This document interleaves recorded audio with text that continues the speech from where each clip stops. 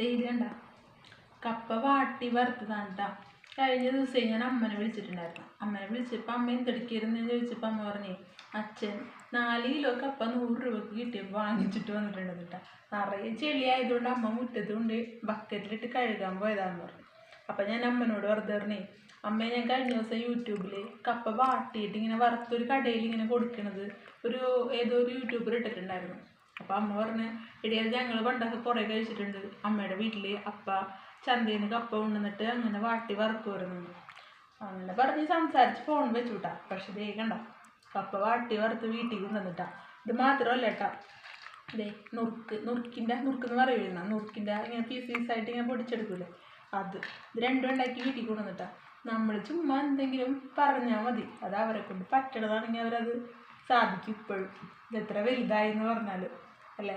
പിന്നെ ചിലപ്പോഴൊക്കെ നമ്മൾ പറയുന്നുണ്ടാ, മനസ്സിൽ വിചാരിച്ചാൽ മതി, കറക്റ്റായിട്ട് അത് അവർ ഇവിടെ എത്തും. അതുകൊണ്ട് ഉറപ്പാണത്. നല്ല ടേസ്റ്റ് കിട്ടാം. ടാറ്റാ.